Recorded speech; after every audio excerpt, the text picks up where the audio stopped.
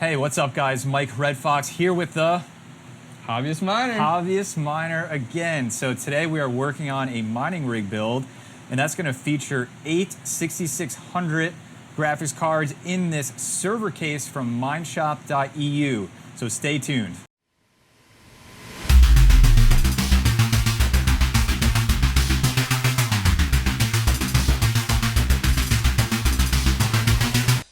All right, guys, so we got this set up ready to slot GPUs in, and I'll leave a link to the video I did on this Minebox 8 from Guntis over at MineShop, just in case you're interested. I'll leave the link to my previous video up and above and something down in the description as well.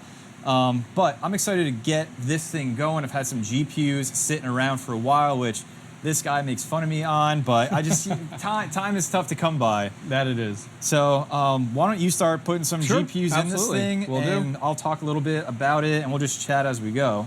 Perfect. So what do you got first there? So first we have here is our 6600, as we talked about. This is the power color. This is one of the smaller ones out there that you're going to find with the 6600s compared to some of the other ones that we have there. So we're going to start out slotting this one closest to the power supply because the space is really tight, and then we'll just make our way all the way down. Yeah, sounds good. Let's do it. Let's do it. Go ahead. All right. So one of the things that I mentioned in my previous video is that the power supply in this, which is 1,850 watts, the cables on it are like custom lengths so that they will be the right length for each GPU going down the line. So I'm really stoked on that. It keeps things really nice and tidy. And though these are really low power cards, they probably don't need the extra cooling that this case will provide with all these fans and all that. But I think it's still gonna be really nice and tidy and do a really nice job in here. So I'm excited. So man, you're cruising over here. So I'm trying, I'm going fast. So we got 3 in so far. There's a lot of room between these units, especially because they're smaller. As I said, it's rather tight against the power supply, but enough for such a small card like this versus like something significantly bigger. But other than that, they're good. Just slide it in, good to go. Yeah, and I think once we get them all slotted in and we start cabling, we'll switch over to overhead so you guys can take a look at how it's going. So, all right, we want to do, these are now the Hellhounds. You want to do those? These are, by the way, one of my favorite 6600s right here. They have the LED lights up blue on there. They're clean, they're slick. They got some weight to them so it doesn't feel cheap. So these are really nice. And they're easier to come by as well. Like these are, you can find these pretty easily. Yeah, I would say these and the previous ones were the Power Color Fighters. They're like the lower end. But I mean, easy is relative right now, but as far as the difficulty of everything, these have been coming in. So really like these cards. And just for like GPUs, a lot of the common questions are, even if it's the same model GPU, like a 6600, are you doing all right over there? Yeah, it's hard to see in the dark here. Let me know if you got to tag me in at any point. Yeah.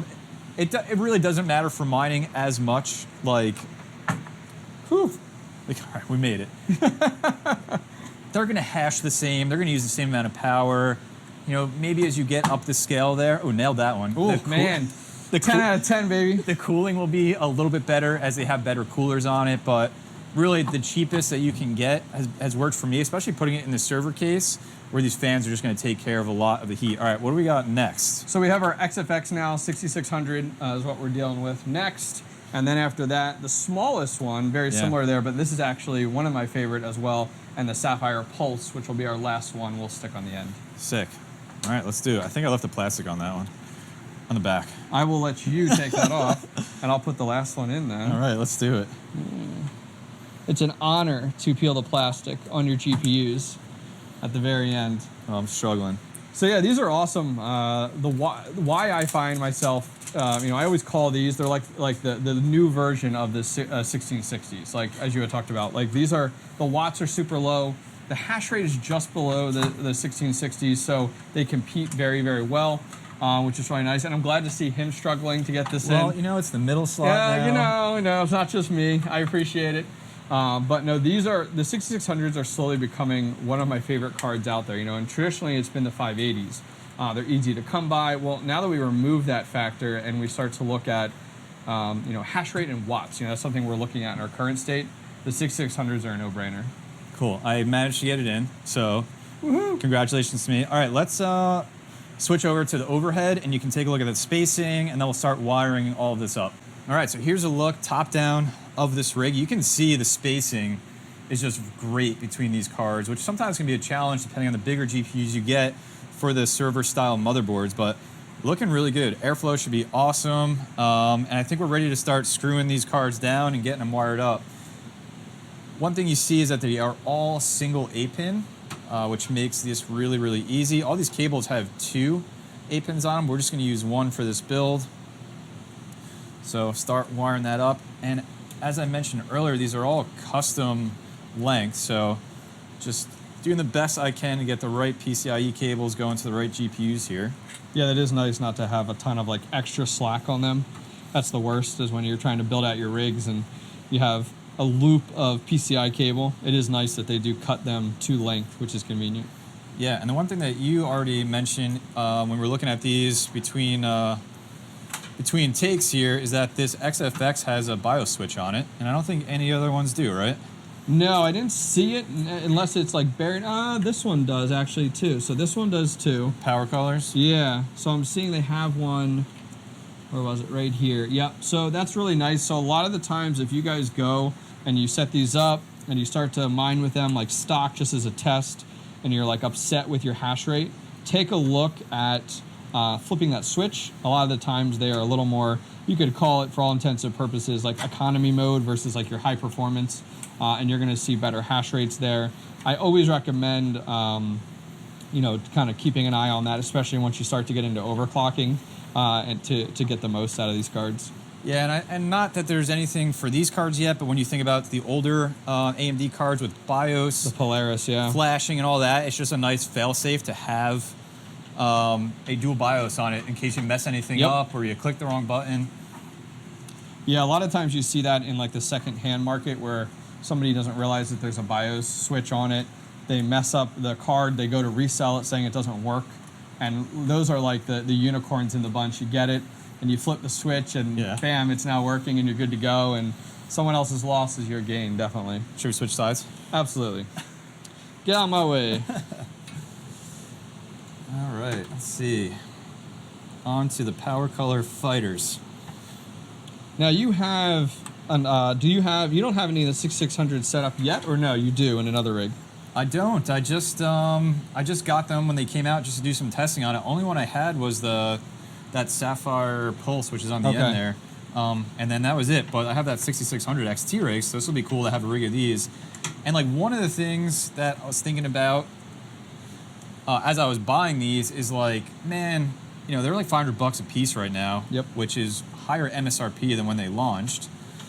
And I was just like, do I want to be buying these at that price? But I was like, man, they're available, and I don't want to be like 6 months from now wishing I did, because they would have paid themselves off. So I figured, what the hell, let's just do it. Yeah, a lot of people, I think you had even spoken to it previously, are moving in the direction of these more efficient GPUs, especially as we start to move into kind of the unknown of 2022 and what's it going to hold for us. So your 6600 XT, what does that do for hash rate versus like what you've seen or heard regarding these? That will do about 32 megahash per second. Okay. And these will do just a little bit less, 29, a little over 29 megahash per second. Pretty similar wattage. I think these will do a little less wattage. But efficiency is really, really good, especially considering in comparison to the most efficient GPUs, gaming GPUs, which would be the full hash rate 30 series cards. These size up pretty close to each other, which makes me think that, screw down. Makes me think that AMD knew exactly what they were doing when they were releasing these cards. Yeah, I have a Power Color and a Sapphire Pulse at home. I found that each of those does right around about 56 watts each. Now those are the 6600s, which is pretty crazy. Like you're getting just shy of 30 on your hash rate, and then 56 watts is ridiculous. Especially versus like, I'm a big proponent of like the 580s, and those have significantly more. Trying to see how I think I should use this bar when we're done. Just keep all those cables nice and tidy. Oh yeah, okay. Yeah, it's not really going to do much for the cards.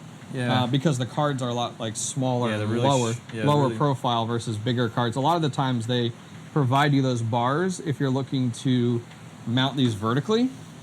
Yeah, or just like stabilize the card. Yep. Since they're not in anything else but just the motherboard, and then you're screwing them in. Yeah. Cool. And don't worry, guys, we'll get the screw. I know comments down below. You're working a sweat up over there. Woo, we're done. Victory. All right, cool. All right, so we'll finish getting this set up, switch back over cameras and do some testing. All right, it's just me now. We got pretty stuck with getting Hive OS to recognize the 6600s. It would absolutely not work off USB. I had to move it onto the internal SSD. And even after that, I had to do Hive replace to get the latest image for it to recognize the 6600. So that took a while. So he had to jet, do some other things. So you're left with me. Hope you don't mind. So this rig, here it is, all completed. It's time to power it up. I have noise suppression turned off on the mic as I've had the whole video so that you guys can hear what this sounds like. So got my power cable here ready to go. And I have Ethernet ready. And that's all we're gonna need for this GPU, for this rig to start up. And then we'll take a look at how it's doing in Hive OS, and I'll show you the overclocks that I have set on it. So let's do it. All right, power is in there, and we're gonna measure the wattage as well. So I got my DIY watt meter here for 120 volt. So we'll plug that in, we'll see what this whole thing takes. So there it is, powered right up. You can probably hear those server case fans blowing out air this way by default, and you can see these really nice power color hellhounds lighting up that blue color. Absolutely love those cards. So that's it. This is booting into Hive OS right now. Every GPU's fans are spinning and ready to go. So let's jump over to Hive and check out the performance of this rig. This rig is up and mining right now. You can see on your screen here, Team Red Miner with each GPU pulling a little under 29 mega hash each, which is exactly what you should expect from the RX 6600s. Let's look at Hive OS. You can see the same information reported there. And I'll pull up the overclocks just in case you need them. You can see everything I'm using for each GPU is identical right now. I could probably tune them a little bit more over time, but right now those are the overclocks I'm using, again, just in case you need them. And the entire rig is pulling 231.6 mega hash. And remember that any of this software reported wattage for AMD is just not accurate. So let's take a look at the wall, how much this rig is pulling. So I have my watt meter plugged into this case. And you can see right now we're pulling 555 watts for this entire server case and all the GPUs and everything that's inside of it. So let's see what our efficiency is on this entire setup. We're going to pull open calculator, and we are going to take that 231 mega hash and divide that by 550 watts to see that our efficiency for this entire setup is 0.416, which is absolutely amazing. These GPUs are so killer in terms of efficiency. I love them. I love them, love them. That's it, guys. Hope you enjoyed the video. Thanks for the Hobbyist Miner sticking around for the beginning at least. Sorry he had to go. Sorry we ran into a snag, but ton of fun doing this build regardless. Hit the like button if you enjoyed the video. Subscribe to the channel for more GPU mining content. Join my Discord if you want to chat. The link is down in the description. And as always, please take care of yourself, take care of each other, and I will see you in the next video.